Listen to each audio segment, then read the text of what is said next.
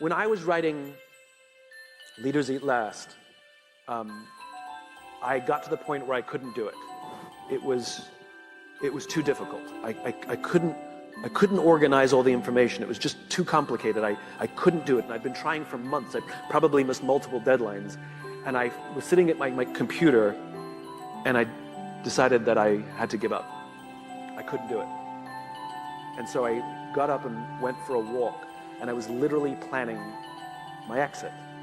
I was going through the steps, I was going through the checklist of quitting. I knew that I have to give my advance back to the publisher, because technically I'm in breach. I knew that I would be humiliated, but I was preparing myself for it, and that I would get over it. I was also rationalizing that it was okay to quit.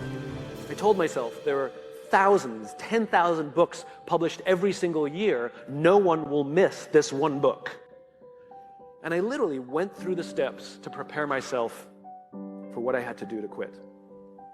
I'm not sure why I did this, but I called a friend of mine who at the time was in the Air Force Special Forces, and I don't even think I said hello when he picked up the phone. I simply asked the question, what do you do when you can't complete the mission? And as is his habit, he just started telling me a story. He was a helicopter pilot, and they had a mission in Afghanistan that was a suicide mission.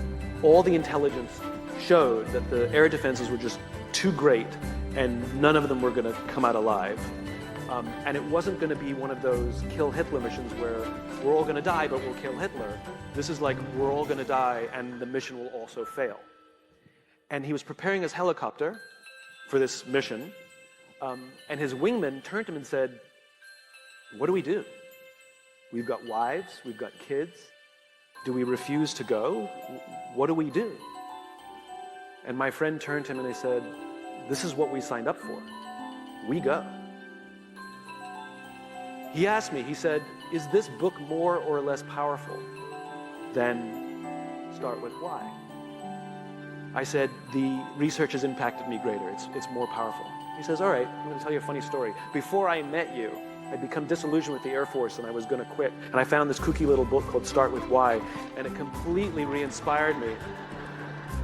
And I decided to stay, and I'm a better leader now than I was before because of that book. And if you're saying that this book is more powerful than the first one, then we need this book. He said, this is what you signed up for. You have no choice.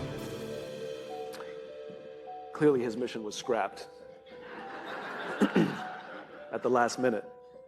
The underlying message of this is what you signed up for, you have no choice, wasn't a mean message. The underlying message was, and I will be here with you. The underlying message was, no matter what, you can call me at any time. I've got your back. And that's the important part. I turned around, went back to my desk, and finished writing that book. Not that night. I mean, it took me months, but I never thought of quitting ever again.